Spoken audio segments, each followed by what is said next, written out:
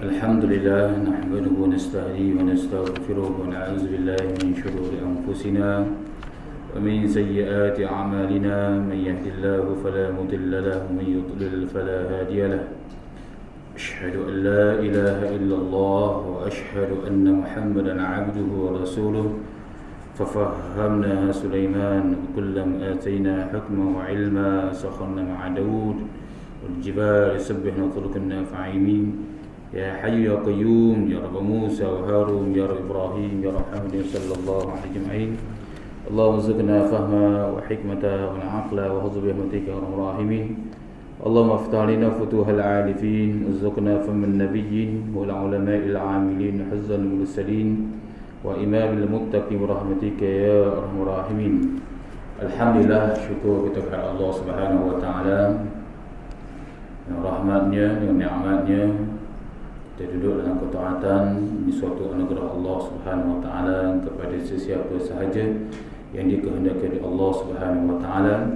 Kata Al-Imam Fudayl bin Iyad rahimahullahu taala, bila Allah Subhanahu wa taala nak menjadikan seseorang itu selalu mendapat rahmat Allah, selalu bila mendapat rahmat Allah, selalu mendapat keberkatan hidup daripada Allah, Allah Subhanahu wa taala akan mengekalkan dia di dalam ketaatan kepada Allah Subhanahu wa taala. Alhamdulillah bi ni'matihi tatimmu shalihat. Alhamdulillah, lebih lagi pada waktu maghrib, waktu yang dikatakan sebagai waktu ghafil, tetapi kita duduk dalam ibadah. Alhamdulillah bi ni'matihi tatimmu shalihat.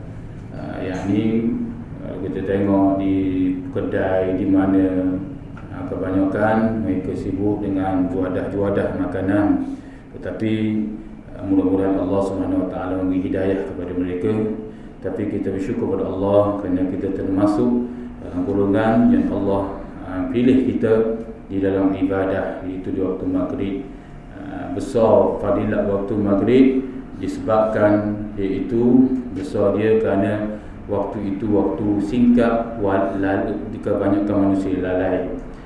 Besarnya waktu subuh kerana waktu itu payah orang nak bangun, ada berbagai-bagai musyaqqah, itu di antaranya disebut sebahagian para ulama. Qala al-musannif rahimahullahu ta'ala wa nafa'ana bi'ulumihi wa 'ulumina fid darain ya rabbal alamin.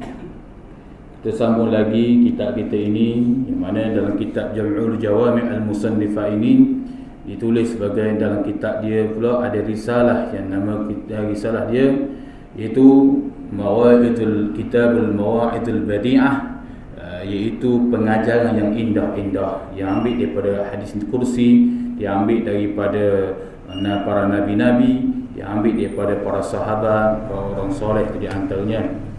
Pengajaran yang ke-37 cerita di dalam hadis daripada Luqmanul Hakim, itu hamba Nabi Daud alaihi salam bangsa Habsyi telah memberi oleh Allah Ta'ala kepadanya akan ilmu hikmah. Tiada memberi ia Allah akan hikmah itu akan nabi-nabi. Kata Luqmanul Hakim, telah aku khidmatkan akan 40,000 nabi di dalam 4,000 tahun, dan aku pilih daripada perkataan mereka itu akan 8 kalimah, itu 8 kalimah. Qal musannif rahimahullahu ta'ala wa nafa'ana bi'ulumihi wa 'ulumina fid darain amin ya rabbal alamin. Iaitu 8 kalimah. Inilah: apabila engkau di dalam sembahyang, maka peliharakanlah olehmu akan hatimu. Dan apabila engkau di dalam rumah orang kaya, maka peliharakanlah 2 matamu. Dan apabila engkau di dalam antara segala manusia, maka engkau peliharakanlah lidahmu. Dan apabila adalah engkau pada hidangan, maka peliharakanlah olehmu akan perangaimu. Dan ingatlah olehmu akan 2 perkara, dan lupakanlah olehmu 2 perkara. Qala musannif rahimahullahu ta'ala nafa'ana bi'ulumihi wa 'ulumina fid darain amin ya rabbal alamin. Pengajaran yang ke-37 citra, yakni cerita daripada sebuah hadis Nabi sallallahu alaihi wasallam, Luqmanul Hakim. Semua orang kenal Luqmanul Hakim. Bahkan ada surah di Al-Quran namanya suratul Luqman. Surah Luqman tu, wa ataina Luqmanal hikmata an ishkur. Dan sesungguhnya kami memberi kepada Luqman itu akan hikmah supaya mereka itu bersyukur pada Allah Subhanahu wa taala. Banyak, bahkan kalau kita baca surah Luqman tu, kita baca tafsir dia, bahkan kita tengok mau cerita-cerita menarik, nasihat-nasihat yang baik daripada Luqmanul Hakim. Bahkan kata ulama, di antaranya kita nak mengambil pengajaran untuk kehidupan kita, untuk perangai kita, untuk akhlak kita, maka ambillah cerita daripada Luqmanul Hakim. Itu setengah dikatakan oleh para ulama. Jadi Luqman hamba Nabi Daud. Jadi Luqmanul Hakim ni, dia ni hamba kepada Nabi Daud. Dia ni orang dia tak berapa comel kerana dia keturunan Habsyi. Dia belah Sudan. Orang belah Sudan tu, kalau orang biasa dari jemaah kita biasa pergi Sudan, ada tempatnya Naubah, tempat Naubah. Saya ada seorang kawan tu, dia pergi belajar di Sudan. Tempat tu adalah tempat asal daripada Luqmanul Hakim. Namanya Naubah, tempat tu. Biasa kalau orang biasa pergi Sudan, adalah biasa orang akan bawa ke tempat kelahiran, iaitu Luqmanul Hakim. Jadi Luqman ni dia adalah hamba kepada Nabi Daud alaihissalam. Dia adalah seorang budak sahaya. Jadi sebahagian ulama menyatakan dia ini adalah nabi. Sebahagian ulama pula kata dia ni adalah ahlul hikmah, orang-orang yang cerdik pandai, ahlul hikmah. Ada di kalangan ulama pula kata dia ni waliullah. Macam Syekh Qadir, Wabi'atu Adawiyah, apa lagi, Asam Basri, Ibrahim Adahan, banyak lagi wali-wali Allah tu. Tetapi yang mu'tamad, kebanyakan ulama pilih dia adalah ahlul hikmah. Dia orang soleh yang ahlul hikmah. Sebab apa? Sebahagian ulama menyatakan dia ni bukan nabi, kerana sifat nabi itu dia adalah merdeka. Dia bukan hamba. Para nabi-nabi, rasul-rasul alaihissalam, dia adalah merdeka. Dia tidak takluk di bawah seseorang, tidak. Nabi Muhammad dia merdeka, sebab tu dia boleh dakwah walaupun dibenci oleh kafir Quraisy, berbagai-bagai bentuk, daripada munafikin, tapi Rasulullah terus berdakwah. Itu di antaranya. Jadi nak menunjukkan hak yang tahqiq menyatakan dia ini adalah bukan nabi. Itu di antaranya, tapi dia khidmat kepada nabi-nabi 40,000, seperti mana disebut dalam hadis ini. Aku khidmatkan dan diberi ilmu hikmah, tiada diberi akan dia ilmu hikmah ini akan nabi-nabi. Maksudnya nabi-nabi ni sudah diwahyukan pada nabi-nabi. Mereka ini yang tiku anil hawa, mereka itu bercakap mengikut wahyu yang disampaikan oleh Rasulullah, oleh Allah Azza wa Jalla. Jadi dia tidak bercakap dengan hawa nafsu. Itu para nabi-nabi alaihissalam. Jadi cuma Luqmanul Hakim ni Allah beri kurnia kepadanya ilmu hikmah, ilmu yang bijak-bijak, yang mana bila orang dengar, jadi orang panggil perkataan dia tu menusuk di dalam jiwa seseorang. Itu Luqmanul Hakim. Itu di antaranya. Jadi sebab itulah nabi-nabi alaihissalam ini adalah yang tiku anil hawa, yang diwahyukan, percakapan mereka adalah wahyu daripada Allah Subhanahu wa taala. Jadi sebab itulah nabi-nabi alaihissalam dia lerek mengikut daripada wahyu daripada Allah. Dia bukan ikut mazhab. Ni ada kadang-kadang dia marah orang ikut mazhab, dia pun kata, zaman Nabi ada mazhab ke tak? Kalau awak nak ikut mazhab Syafi'i, kalau awak nak ikut mazhab Hanbali, Hanafi dan Maliki dan sebagainya, Kalau begitu, Nabi ikut mazhab apa? Dia tanya pula orang, Nabi ikut mazhab apa? Nabi adalah wahyu yang diturunkan oleh Allah SWT kepada dia. Bila berlaku ke sesuatu khilaf, itu khilaf ulama. Bila ulama mengeluarkan pandangan, Syekh Ramli Sari kata begini, Syekh Iman Ibn Hajar Al-Haytami kata begini, maka bila berlaku khilaf, itu panggil khilaf di kalangan para ulama.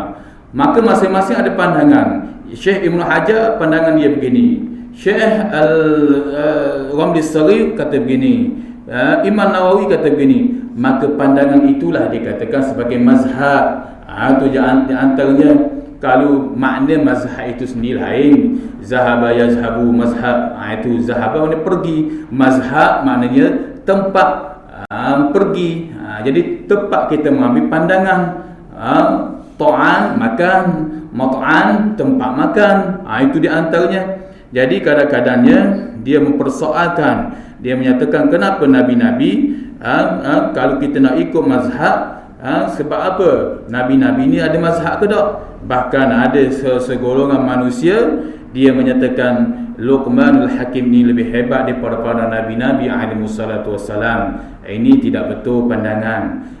Tu Luqmanul Hakim, dia adalah orang soleh yang Allah beri ilmu hikmah kepada dia. Jangan sama sekali kita satu masalah dah, pasal nabi-nabi ni satu masalah dah. Di kalangan ahli cerdik pandai kadang-kadang berilmu ni, hak ni kata begini, hak ni kata begini.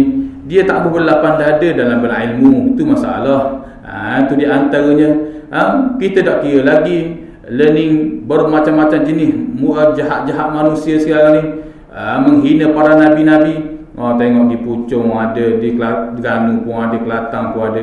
Dulu kita biasa dengar orang hak hina nabi ni luar negara, biasa di Jerman, di Perancis, di India. Tapi hak paling kita takut dalam negara kita sendiri. Tengok. Kerana apa? Kerana salah satunya umat Islam tidak berpegang, kadang-kadang celaru dengan pemikiran di kalangan para ulama sendiri. Ulama yang dia berpandangan orang buat ibadat itu larang, orang buat ibadat ini larang, orang buat ikut mazhab itu dia marah ikut mazhab Syafi'i.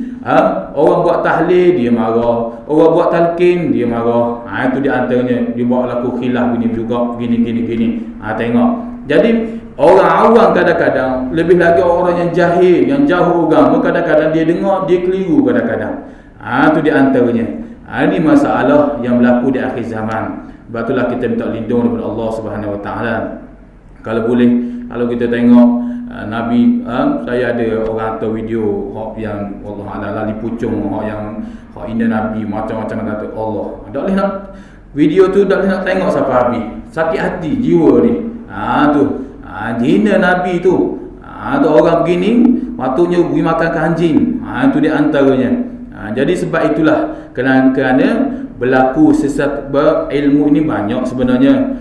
Bila berlaku kekhilafan sikit sebanyak, bila dizahirkan, maka menyebabkan kekeliruan di kalangan orang awam. Itu di antaranya. Jadi menyebabkan contohnya berkaitan dengan ilmu hikmah ni. Kalau kita tengoklah hadis ini, tiada diberi kepada nabi-nabi alaihi wassalatu wassalam. Kalau begitu martabat Luqman lebih hebat daripada nabi. Tu persoalan pula. Jadi persoalannya tidak, para nabi-nabi adalah maqam yang terlebih tinggi sekali. Cuma Luqman al-Hakim adalah orang yang soleh, orang yang ahli hikmah, dan mereka ini disayang oleh Nabi Daud alaihissalam. Dia diberi berbagai bentuk ilmu hikmah kepada dia. Bahkan hebat Luqman, mulia Luqman. Allah menyatakan sendiri dalam kalamullah, iaitu dalam Al-Quran, suratul Luqman. Tengok hebatnya Luqmanul Hakim. Itu di antaranya. Qala al-musannif rahimahullahu ta'ala wa nafa'ana bi'ulumihi wa 'ulumina fid darain amin ya rabbal alamin. Kata Luqmanul Hakim, iaitu telah aku khidmatkan akan 40,000 Nabi di dalam 4,000 tahun. Nabi Luqmanul Hakim ni Allah beri kehebatan dia ni, umur panjang. Umur panjang ni dia khidmat kepada Nabi itu, Nabi Daud, tapi dia hidup sezaman Nabi Daud ni. Banyaklah nabi-nabi ramai sebenarnya, tapi rasul-rasul nabi-nabi ramai, tapi ada disebut sebagai 10 orang begini, tapi ramai lagi yang tidak disebut para nabi-nabi alaihi wassalatu wassalam ni. Jadi dia khidmat ramai di kalangan nabi-nabi alaihi wassalatu wassalam, tu di antaranya. Dan aku pilih dari perkataan mereka itu, bila khidmat, bila kawan dengan orang soleh, bila kawan dengan para nabi-nabi, dia tak sia-sia saja, dia tak lepas begitu. Itu di antaranya. Macam kita lah, kalau kita berkawan dengan para alim ulama, tutup guru, kita suka hanya kita ambil perkataan dia, ilmu dia. Itu di antara disebut oleh para ulama. Jadi Luqmanul Hakim ni dia khidmat dengan para nabi, 40,000 nabi.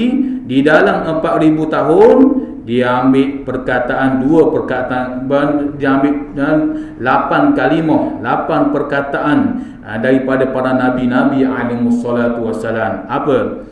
Iaitu inilah, yakni 8 perkara ni. Apabila engkau di dalam sembahyang, maka peliharakanlah hatimu. Bila engkau di dalam sembahyang, maka kata Luqmanul Hakim, nasihat Luqmanul Hakim ni, peliharakanlah hatimu. Hati barang payah, peliharakanlah. Nak mendatang khusyuk, suatu pekerjaan payah, suatu perbuatan payah, iaitu khusyuk ni. Tetapi usaha ke arah nak mendapat khusyuk itu adalah suatu ibadah daripada Allah Subhanahu Wa Taala.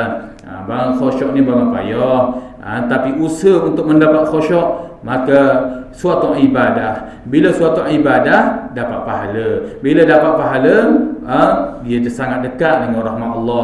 Bila dapat rahmat Allah, Allah tidak sia-siakan mereka yang mendapat rahmat Allah ni. Allah Ta'ala akan beri kelebihan kepada dia. Itu di antaranya disebut oleh para ulama. Qala musannifu rahimahullahu ta'ala, peliharakanlah olehmu akan hatimu. Yang ni jangan lalai. Maknanya kalau lalai sekejap, kembali cepat. Sebab itulah kalau kita tengok apa dalam kitab Tazkirul Ghafilil, peringatan bagi orang-orang yang Tazkirul Ghafilil Salah, dalam kitab satu risalah yang kecil, kitab yang mana dia sebut peringatan bagi orang-orang yang lalai di dalam sembahyang. Atau satu lagi kitab yang namanya Tazkirul Asratu Fis Salah, peringatan rahsia-rahsia dalam sembahyang. Sembahyang ni hebat sebenarnya, dan dia akan dapat rahsia-rahsianya. Di antara disebut Syekh Zakaria Al-Ansari rahimahullahu taala, itu untuk kita menghayati. Bila kamu dalam sembahyang, dia kata kamu kena perhati pada makna kamu. Contohnya kita baca doa iftitah, wa ma ana minal musyrikin, dan aku bukan di kalangan orang-orang yang syirik. Tetapi kata Syekh Zakaria Al-Ansari rahimahullah ta'ala, tapi sedar dalam tidak sedar kamu telah melakukan perbuatan syirik. Mana? Iaitu kamu riak kepada manusia, kamu nak menunjuk-nunjuk ibadah kepada manusia, kamu sudah syirik dengan Allah Subhanahu Wa Ta'ala, sedar dalam tidak sedar. Itu di antaranya. Bahkan disebut juga bila kamu membaca Assalamu alayna wa ala ibadillahis salihin, bila begitu makna suku, tapi hak disuruh hadir dalam hati kita, minta Allah Ta'ala ni, ya Allah anugerahkanlah aku ni hati yang salim, hati yang sejahtera, hati yang bersih daripada sifat-sifat jahat, sifat-sifat mazmumah, ya Allah. Itu di antaranya. Maknanya banyak dalam kitab tu, banyaklah kalau nak cerita, maknanya panjang dalam kitab tu, rahsia-rahsia sembahyang. Kitab tu yang dikarang oleh Baba Fadil, dia iaitu dia Fatani, itu Baba Khidir, yang ambil daripada dari Fatani. Itu kitab tu nipis saja, molek kitab tu di antaranya. Qala musannifu rahimahullahu ta'ala, itu semua nak memeliharakan supaya kita dalam sembahyang ni, peliharakanlah hati kita ni, Walaupun dia bersifat dengan sifat suatu perbuatan payah, lalai, kerana syaitan duk mari semua kat telinga kita yang kita telah baca dah hadis sebelum ini. Syaitan akan mari, atani syaitan li ahadikum uzkur kaza uzkur kaza uzkur kaza, kata syaitan. Syaitan akan mari. Syaitan akan mari dekat-dekat seseorang ketika sembahyang. Syaitan akan kata, ingatlah itu, ingatlah ini, ingatlah itu, ingatlah ini. Tengok, syaitan kata tengah sembahyang isyak, mu kena ingat, lepas ni mu nak pergi mana lepas ni? Lepas tu mu nak beli apa pula lepas ni? Kalau mu nak pergi situ, mu nak beli apa? Dia manjang-manjang dalam sembahyang tu. Na'udzubillah min zalik. Tu di antaranya. Jadi susah nak mendatangkan khusyuk, tapi usaha ke arah mendatangkan khusyuk itu suatu ibadah. Tu di antaranya. Sifat macam sifat sabar lah. Sifat sabar ni payah, tapi usaha nak mendapat sifat sabar itu lah, maka itu ibadah. Bila kita menjadi orang yang sabar, itu lebih lagi anugerah Allah. Maka begitu juga khusyuk.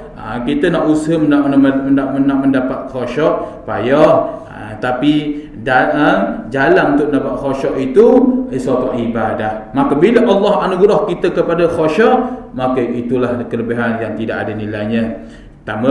Itu pertama. Apabila engkau berada dalam sembahyang, kata Imam Luqmanul Hakim, hendaklah engkau peliharakan hati kamu.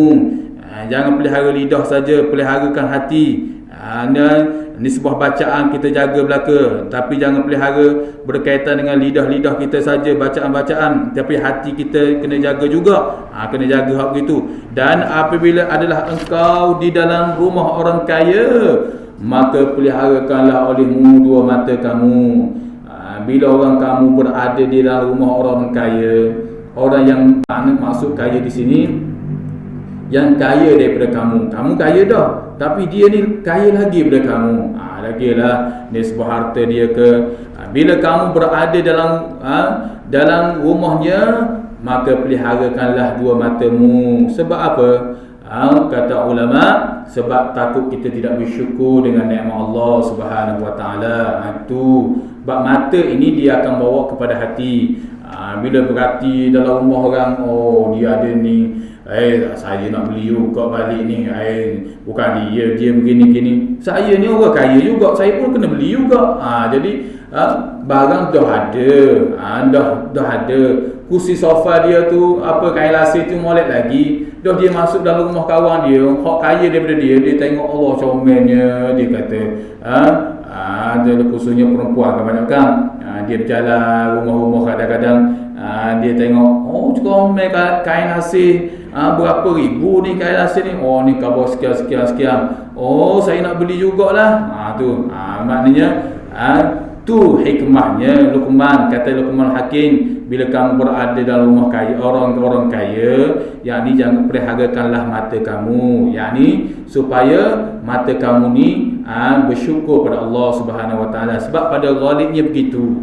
Pada ghalibnya mata manusia ni dia tengok, dia nak, bila dia tengok orang lebih, dia nak rasa nak lebih juga. Itu di antaranya. Dah kalau saya masuk rumah orang kaya, saya perhati belaka, tengok tu, tapi saya tak rasa pun nak beli, nak rasa nak beli ke nak tu, nak deki ke nak apa lagi, rasa deki pada dia. Itu dah apa hak begitu kata ulama.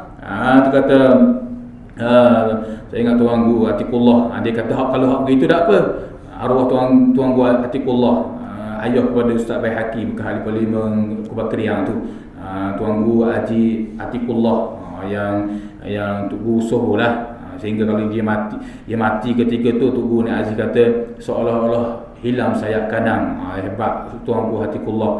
Tuan guru Haji Hashim tu ramai dah orang pakat berobat dengan dia. Ketika tu zaman tu dalam 2002, tu ketika tu ramai dah, penuh. Tapi dia ni ramai lagi.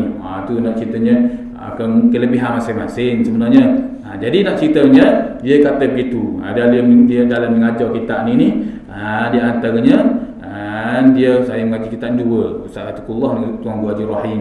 Dia kata begitu. Adapun kalau kita masuk dalam rumah orang yang kaya daripada kita perhatikan, tapi kita tidak ada pun rasa deki ke, saya nak lebih juga pada dia, tak ada masalah. Itu di antaranya. Tu hikmahnya. Takut lebih kada Tuan Guru Atiqullah kata takut lebih kada berutang. Tu takut tu. Dia kaya dah. Lepas tu dia masuk dalam rumah kawan dia hak kaya juga. Dia pun tanya. Contohnya dia tanya, kursi ni berapa ni? Kawan dia kata beri harga ribu gini. Saya nak beli jugalah. Dia tidak ada kemampuan. Kalau dia mampu, dipersilakan. Tapi dia pergi ke pabrik ke apa ke, supermarket apa ke, dia berkata berhutang lah, bayar asal lah. Tengok diri berhutang tu dah comel, sedangkan kita tak mampu, sedangkan barang tu ada dah. Itu yang disebut oleh Tuan Guru Atiqullah tu di antaranya. Dan apabila engkau di antara manusia, yang ketiga ni itu nasihat Luqmanul Hakim. Dan apabila engkau di dalam antara segala manusia, maka peliharakanlah lidahmu.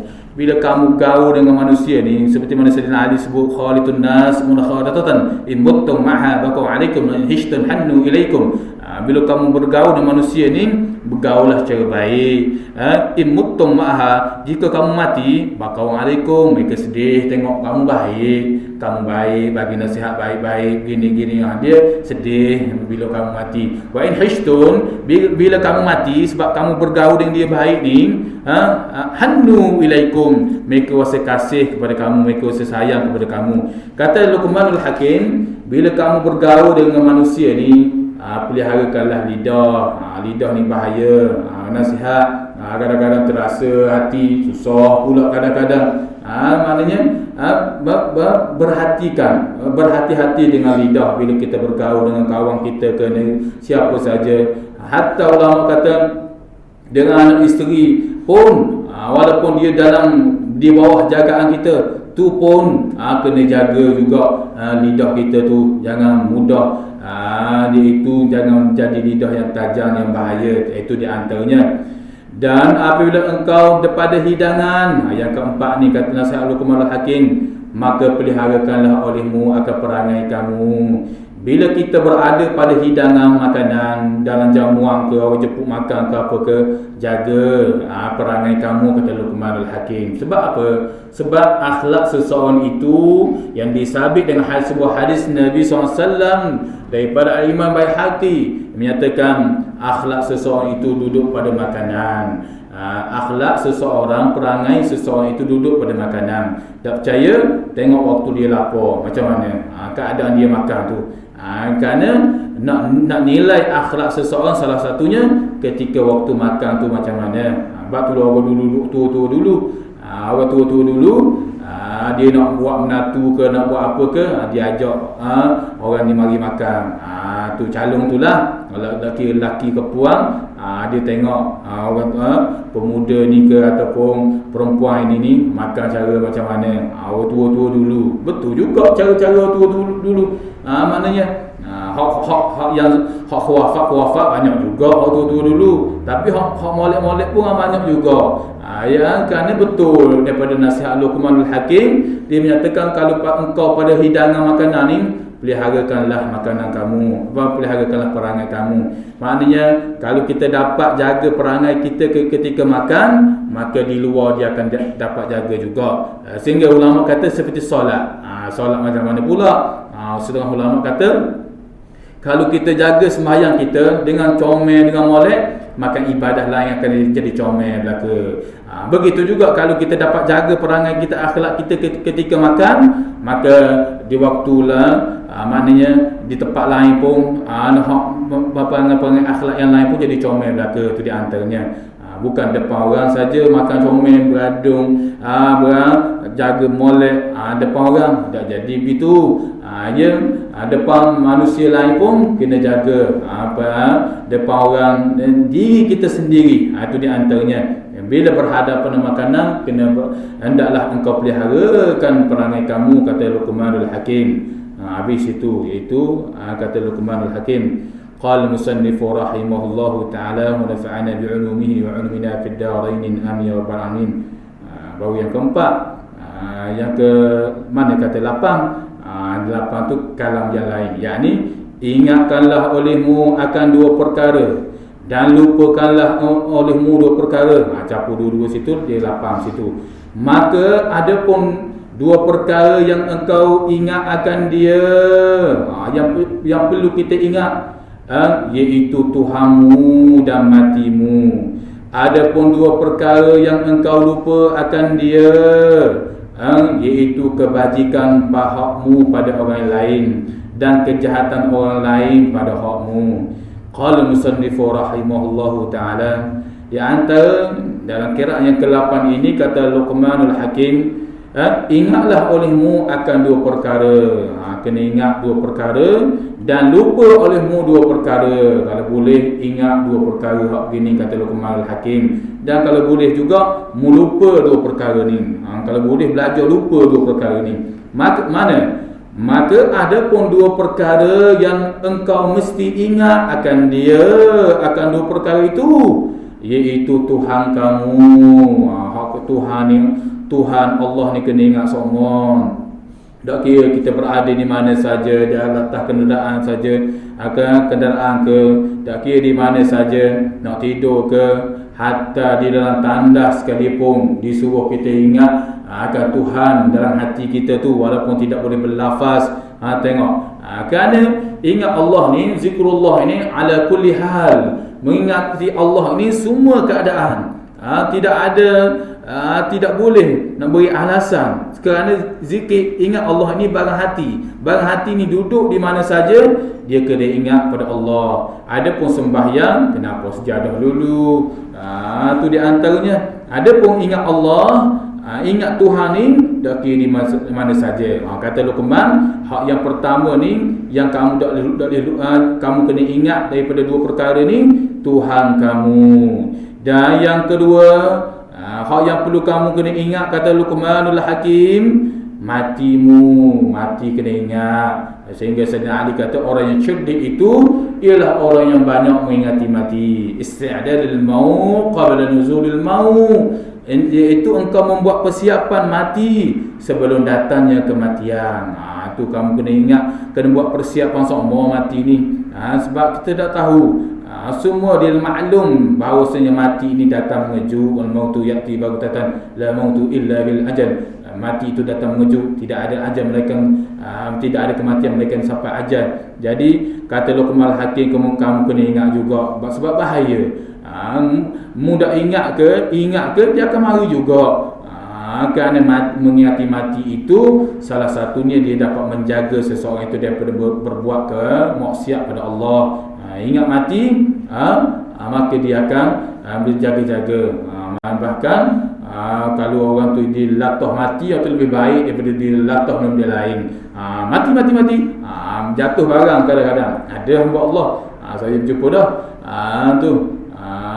jatuh barang, dia set up, mati. Itu baguslah. Maknanya mengingati mati, walaupun dia kadang-kadang ingat, tapi berlafaz itu, kerana itu bukti dia mengingati akan kematian. Maknanya disunatkan kita ingat mati ni, maknanya bertambah ibadah lah. Maknanya kalau ingat mati tak tambah ibadah, duduk buat maksiat pada Allah, tu tak jadi hak tu. Tu maksudnya kita buat ingat mati, ibadah kita bertambah, maksiat kita semakin jauh. Sama ada maksiat zahir atau maksiat batin, jauh. Itu dia antaranya. Dan ada pun dua perkara yang engkau lupa akan dia, yakni engkau mesti lupa dua perkara ini. Mana? Kebajikan pada hakmu pada orang lain. Hak kebaikan kamu dibuat pada orang tu, duk ingatlah. Kata Luqmanul Hakim. Luqmanul Hakim kata, apa kebaikan yang kita buat pada orang, jangan kita duk ingat. Sebab apa? Kalau orang tu tak layan kita, jadi kita mesti ingat, dulu aku doa baik ke dia. Sombong pula dia ni. Tengok. Sebab apa? Sebab kita duk ingat kebaikan kita pada orang. Itu kata-kata Luqmanul Hakim. Itu di antaranya. Seorang dah hutang budi pada kita tu, hak tu dia punya pasal dengan Allah Azza wa Jalla. Tidak sepatut dia buat begitu, kerana orang berbuat baik pada dia sebelum ini, dia pula iaitu buat jahat pada orang. Itu tak betul lah cara tu. Tapi diri kita buat kebaikan pada orang, tak kira di mana saja, jangan duduk ingat, kata Luqmanul Hakim. Tu di antaranya. Dah kalau saya nak sebut-sebut depan dia, supaya dia ingat. Kalau dia kata ulama, kalau kita sebut-sebut depan dia, awak kena ingat juga dulu saya banyak buat kebaikan pada awak dulu. Awak jangan lupa. Tu sebagai pengajaran itu tak ada masalah. Tetapi sebab apa Luqmanul Hakim dia jaga dari awal ni? Dia takut bila kita ingat kebajikan kepada orang, kita buat kebaikan kepada orang, kita akan menjadi orang yang pandaikan dalam bahasa Arab panggil, iaitu orang yang mengungkit-ungkit. Tu takut hak tu, kata Luqmanul Hakim. Kata ulama, hak inilah hikmah Luqmanul Hakim. Dia takut kita duk ingat kebaikan kita pada orang, takut kita ukit-ukit. Dulu sayalah buat projek ini. Saya sepatutnya begini. Sayalah yang sepatutnya begini. Dia dulu tak jadi begini. Sayalah bantu dia begini. Tengok ukit habis. Tu ketika itu batal amal. Tu hak tu bahaya. Kerana dia orang yang mungkin akan kebaikan kepada orang lain, Allah Ta'ala, Nabi SAW nyatakan batalum amal dia terbatal. Maknanya hak dia buat baik selama ni banyak kepada orang, sia-sia begitu saja, hada'an mansura. Jadi debu berhamburan. Nauzubillah min zalik. Itu di antaranya. Dan kata Luqmanul Hakim lagi, apa yang kedua daripada dua perkara yang perlu kita mesti lupa, iaitu kejahatan orang lain pada hakmu. Dan ni kejahatan orang pada kita. Semua kata ulama, setiap orang pasti ada kejahatan orang buat pada dia. Kalau boleh lupakanlah. Tu kata Luqmanul Hakim. Sebab apa hikmah dia? Sebab apa Luqman kata kamu kena lupa hak yang kedua ini, kejahatan orang pada kamu, supaya hati kamu ni menjadi mutmainnah, supaya hati menjadi tenang. Kalau kamu duk ingat semua, dia ni buat jahat ke aku, buat fitnah aku, buat kata begini, duk ingat-ingat semua, jiwa tenang tak tenang sama sekali. Itu hikmah kata ulama. Bila orang buat jahat pada kita, orang kata apa-apa pada kita, kata nasihat Luqman, melupakanlah. Supaya iaitu hidup kamu tu tenang. Tu kalau kamu duk ukit, dia ni je baik dengan aku. Dulu duk kata aku macam-macam, begini. Ni je buat baik ke aku begini. Apa jadi kesudahan? Hubungan jadi hak baik jadi renggang. Tu tengok, sebab dia duk ingat balik hak kejahatan tu, kejahatan orang pada dia. Sedangkan mungkin kejahatan orang pada dia tu, mungkin Allah Subhanahu Wa Taala sudah beri pahala fadilat dah besar pada dia. Allah Taala beri darjat kebesaran dah pada dia. Lepas tu dia ukit balik. Dia main ukit balik, iaitu dia dulu buat jahat kepada aku begini. Jadi hati tak tenang. Itu di antaranya. Ni barang payah sekali. Kata Syekh Ramadan Al-Buti dalam kitab kita ingatlah saya kitab apa. Dia kata musyaqqat lil insan lil amal. Perkara yang sangat payah bagi manusia untuk melupai kejahatan orang pada dia. Lil ulama, lil abidin.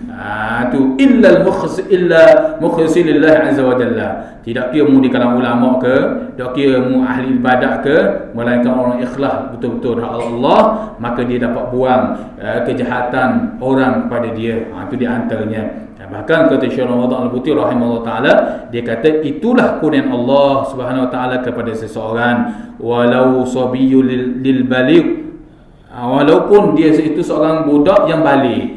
Budak ataupun kita kata orang kanak-kanak dia budak lah, dia remaja, dia balik dah, tapi orang buat jahat pada dia, dia boleh lupa, maka itu suatu nugrah Allah Subhanahu Wa Taala. Dia tak kira siapa. Barang nak lupa kejahatan orang ni barang payah, bukan senang. Tapi kalau kita usaha ke arah itu, balik tadi juga ibadah. Jadi Luqmanul Hakim nasihat kepada kita semua, supaya iaitu lupakanlah kejahatan orang pada kita, supaya kita menjadi orang yang lebih tenang, lebih kita bersaudara daripada dulu ingat kejahatan orang gini. Itu susah. Temu pun jadi selabu kadang-kadang tu. Jadi bila kita ingat kejahatan orang, lupa kejahatan orang ni, jadi bahagia, jadi ukhuwah persaudaraan itu. Itu hikmah Luqmanul Hakim. Itu di antaranya. Habis itu. Qala al-musannif rahimahullahu ta'ala wa nafa'ana bi'ulumihi wa 'ulumina fid darain amin ya rabbal alamin.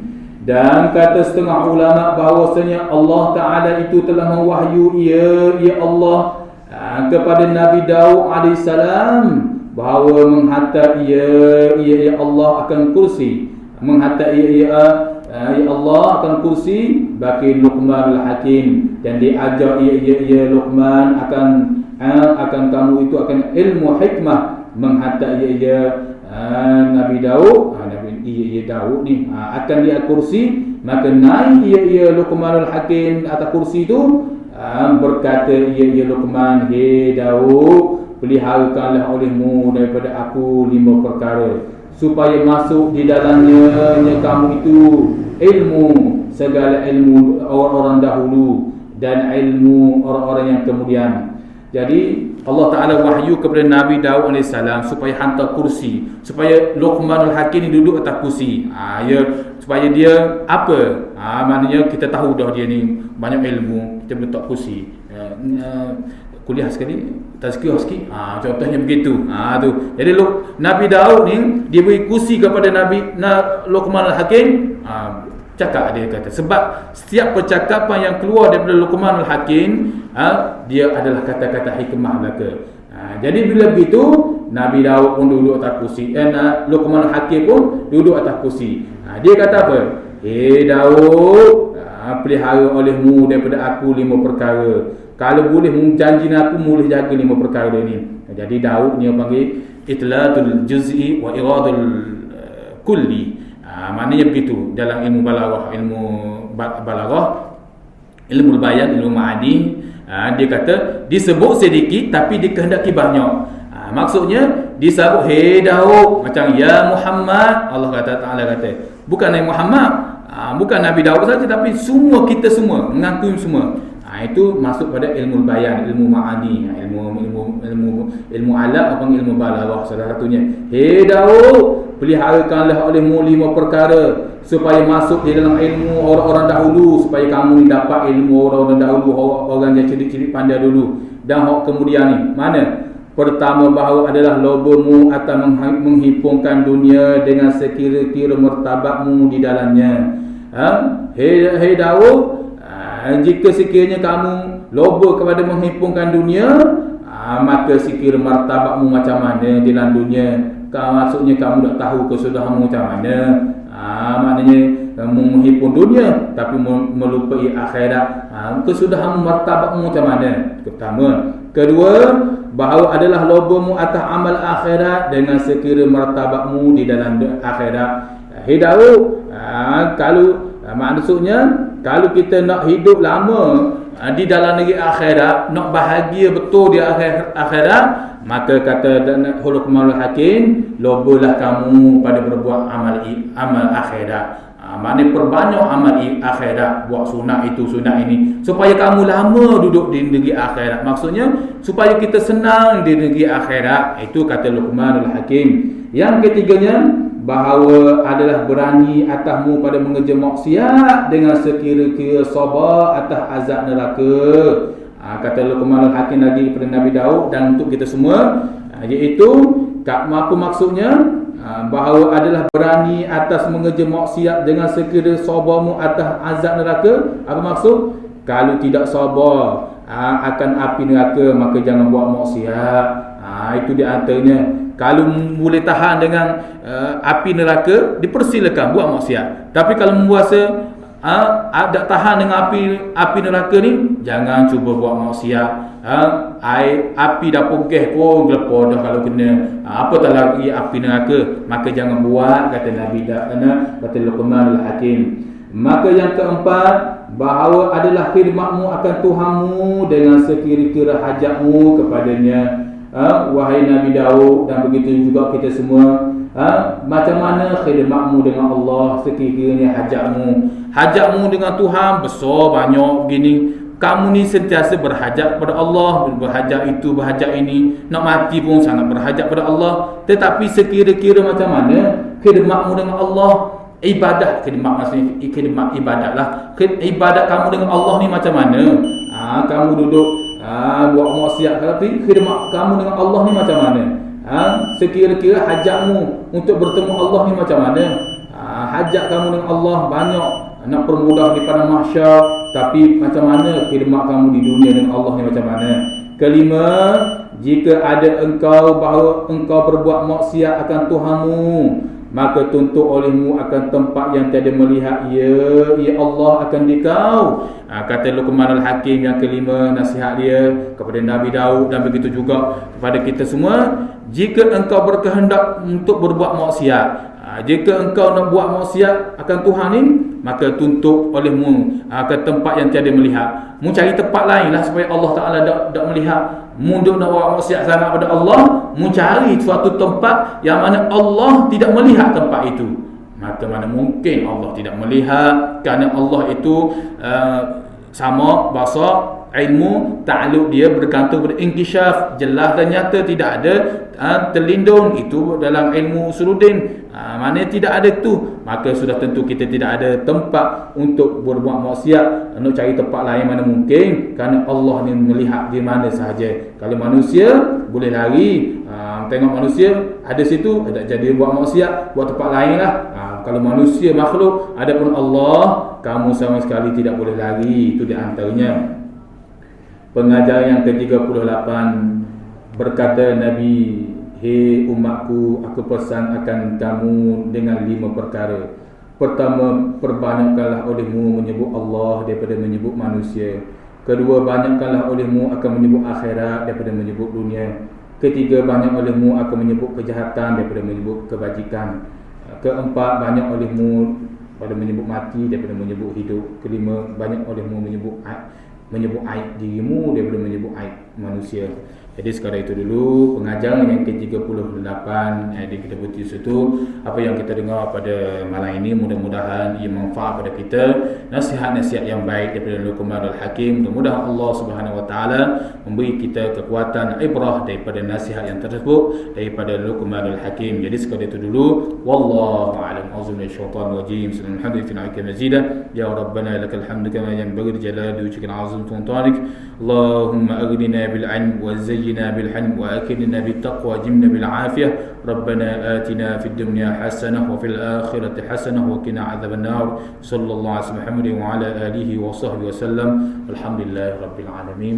السلام عليكم ورحمة الله تعالى وبركاته.